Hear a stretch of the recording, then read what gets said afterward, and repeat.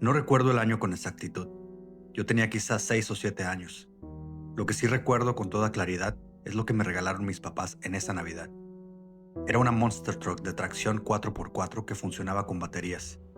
No solo avanzaba, lo que la hacía genial era que si se presentaba un obstáculo en el camino, garras salían de sus llantas y podía pasar por encima y seguir avanzando.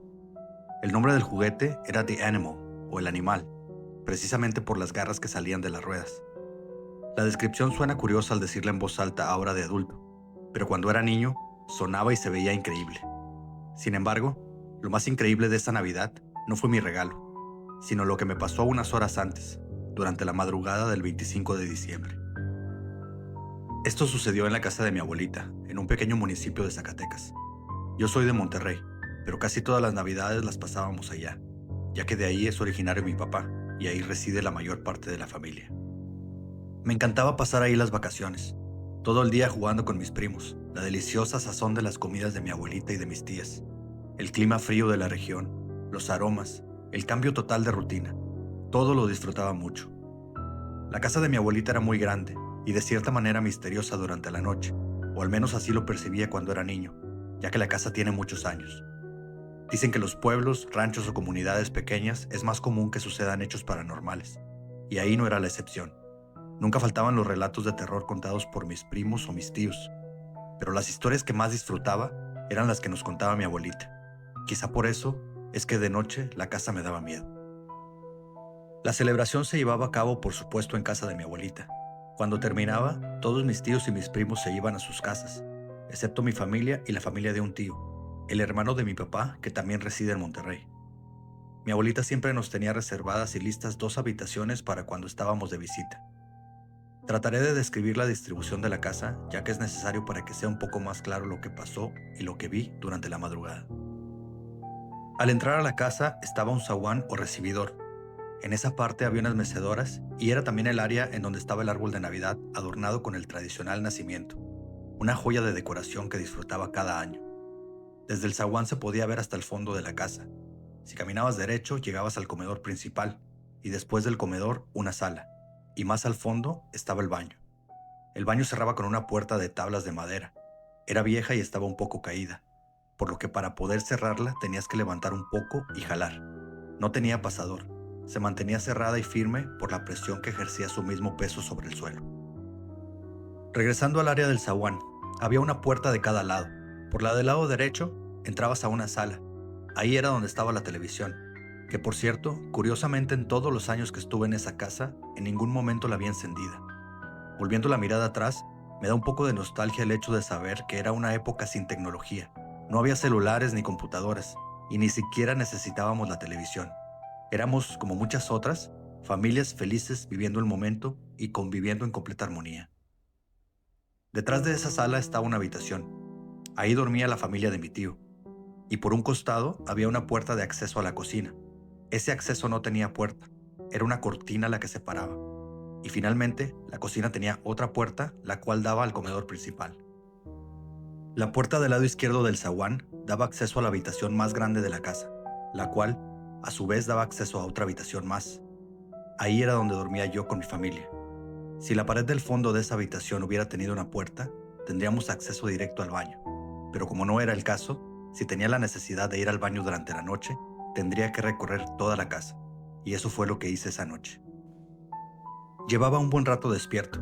Las ganas de ir al baño no me dejaban dormir. Me había aguantado tanto que ya me dolía la vejiga. El miedo que me provocaba el simple hecho de pensar en el recorrido que tenía que hacer para llegar hasta el baño no me dejaba levantarme. Me negaba a caminar solo en medio de la oscuridad. Tampoco quería despertar a mis papás. En mi casa, si tenía que ir al baño en la noche, iba solo. Ahí no tendría por qué ser diferente. Finalmente me levanté, no porque de pronto me llené de valor, sino porque sabía que si me quedaba un par de minutos más en esa cama, era inexorable que mi pijama y el colchón terminaran mojados.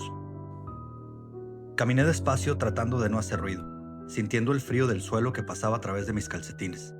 Salí de nuestra habitación. Las luces centelleantes del árbol de Navidad iluminaban intermitentemente la habitación más grande. Seguí hasta el zaguán. Me detuve un poco. Cavilé un momento sobre qué camino tomar. A través del comedor principal hasta la oscuridad que dominaba lo más profundo de la casa, o ir por la sala donde estaba la televisión. Me decidí por la segunda opción. Cuando llegué a la cocina, encendí la luz. Ahora sí salía al comedor principal que alcanzaba a iluminarse un poco con la luz de la cocina. De ahí hasta el baño era oscuridad total. Mi cuerpo estaba a punto de reventar, así que ya no tuve tiempo de pensar más y corrí ese último tramo inmerso en la oscuridad. Ya con mi vejiga vacía y la mente despejada, el miedo regresó. Tenía que recorrer el mismo camino hasta mi habitación, pero ahora la urgencia no era mi aliado. Estaba por mi cuenta. Corrí hasta la cocina. Al llegar ahí, apagué la luz que había dejado encendida. Caminé a la sala de la televisión y seguí hasta llegar al zaguán. Y entonces ahí, justo en el umbral de esa puerta, lo que vi me hizo parar de golpe. A 3 pasos de distancia, y por más increíble que parezca, con su vestuario completo como sacado de un cuento o una película, ahí estaba Santa Claus. Me estaba dando la espalda porque de manera gradual y muy lenta, como tratando de no hacer ruido, estaba a punto de cerrar la puerta de entrada de la casa. Fueron quizás solo 2 o 3 segundos, pero recuerdo que se me hicieron mucho más largos, ya que en ese pequeño espacio de tiempo pensé muchas cosas. En su mayoría, posibles explicaciones a lo que estaba viendo, pero al final, todo se reducía a la elección entre 2 alternativas.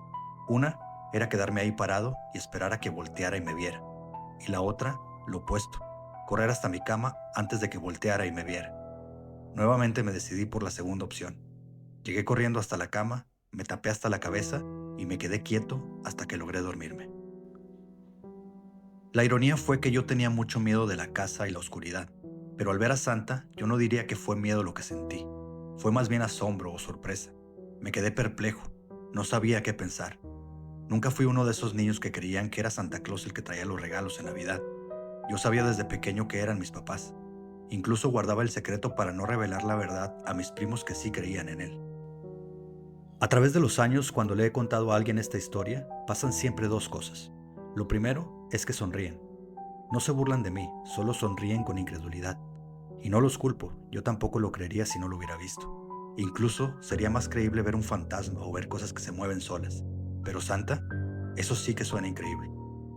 Y lo segundo es decirme siempre la reflexión más lógica.